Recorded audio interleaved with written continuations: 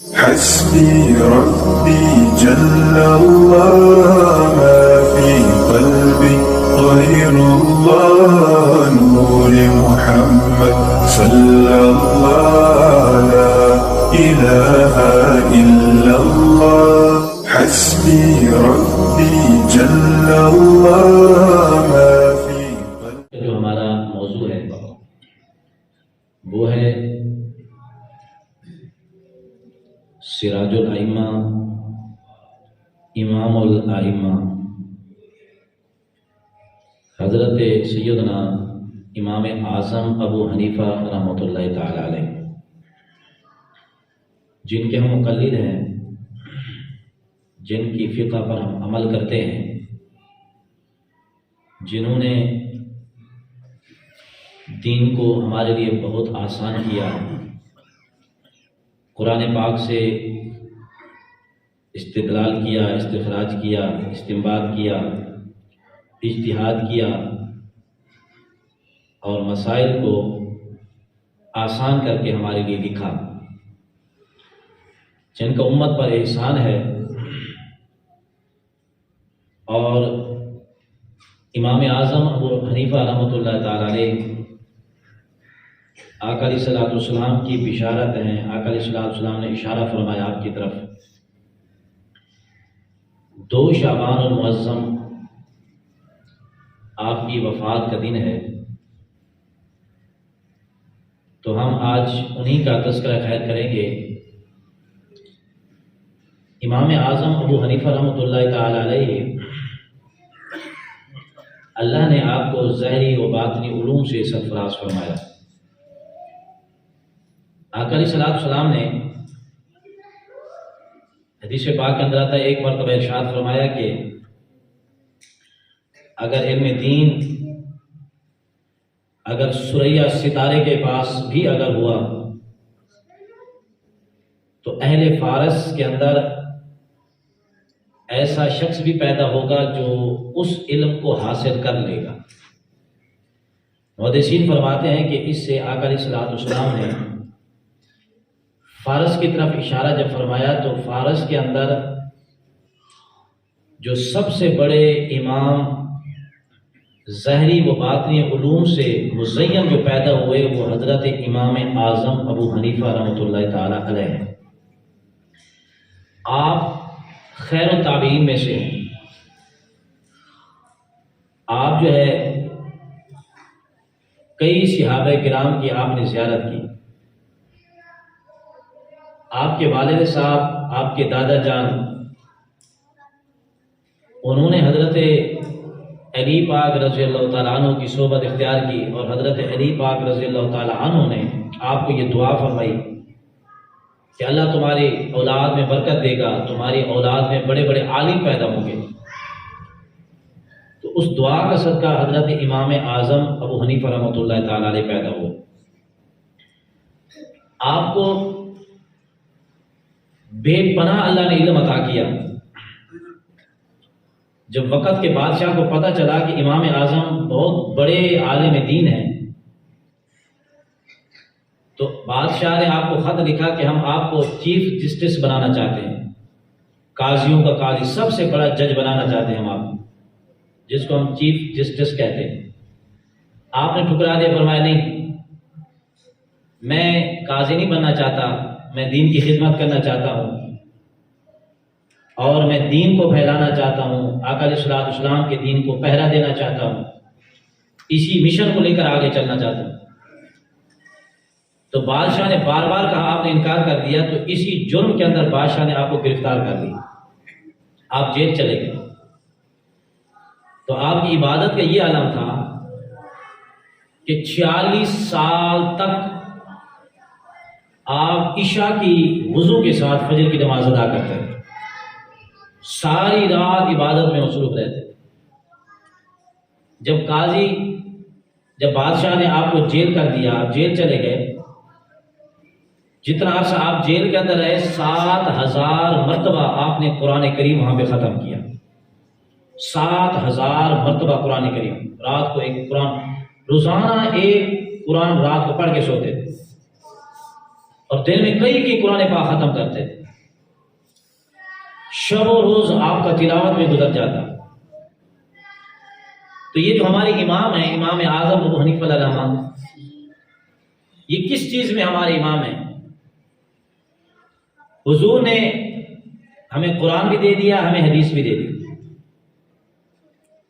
اب وہ جو قرآن اور حدیث ہے اس میں جو مسائل اللہ نے بیان فرمایا ہے، جو ہمیں حکم دیا، وہ مسائل سارے کے سارے تھے اجمالی، اس میں تفصیل نہیں تھی۔ تو ان اماموں نے ان مسائل کو آسان کر کے، جس کو ہم فقہ کہتے ہیں، فقہ کی صورت میں تقریباً امام اعظم نے 83,000 اصول ہمیں عطا فرمائے، اور 83,000 اصول کے اندر تقریباً لاکھوں کی تعداد میں شرعی مسئلے آتے ہیں۔ تو ہم ہر شرعی مسئلہ جو ہم پڑھتے ہیں، پڑھاتے ہیں، بتاتے ہیں، سناتے ہیں، یہ سارے جتنے بھی شرعی مسائل ہیں، اس کے استنباط کرنے والے، اس کا استخراج کرنے والے جو ہیں، سب سے جو بڑے ہیں وہ حضرت امام اعظم ابو حنیفہ علیہ الرحمہ ہیں۔ جتنے بھی ہم مسائل پڑھتے پڑھاتے ہیں، سنتے سناتے ہیں، سارے انہوں نے اپنی طرف سے نہیں کرے، انہوں نے قرآن حدیث کو سامنے رکھ کر جو ہمیں مسائل بتائے ہیں وہ قرآن اور حدیث کے مطابق بتائے ہیں۔ آپ کے بارے میں آتا ہے کہ کئی ایسے مسائل، لوگ آپ سے مناظرے کے لیے بھی آتے تھے، آپ علم میں بھی بہت آگے تھے، بڑے بڑے امام شافعی جیسے، امام مالک جیسے، امام یوسف جیسے، امام اعظم ابو حنیفہ کو اپنا استاد سمجھتے تھے۔ امام مالک آپ کے ایسے شاگرد ہیں کہ امام مالک کے بارے میں آتا ہے کہ آپ ایک غریب گھرانے سے تعلق رکھتے تھے، اور بافوت ہو گیا، اکلوتے اب بھائی تھے کئی بہنوں کے، 4 بہنیں تھیں اور ایک بھائی تھے، یہ امام مالک۔ جب بافوت ہو گیا تو غریب گھرانہ تھا، ماں نے کہا بیٹا پہلے تو تمہارا باپ کما کے لاتا تھا، اب تو آپ کو محنت کرنی پڑے گی۔ تو امام مالک کی ماں آپ کو پکڑ کر لے گئی ایک دھوبی کے پاس، کہا میرے بیٹے کو کام سکھا دو تاکہ اس کا روزگار بن جائے گا، میں بھی بیوہ ہوں، اس کی بہنیں بھی ہیں، ان کا خرچ کون اٹھائے گا؟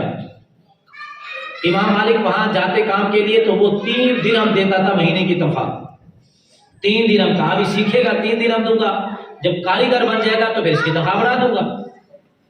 3 درہم لینے کے لیے آپ وہاں جاتے، 1 مہینہ کے بعد آپ کو 3 درہم تنخواہ ملتی۔ جہاں سے گزرتے تھے وہاں امام اعظم ابو حنیفہ رحمۃ اللہ تعالی علیہ کا مدرسہ تھا۔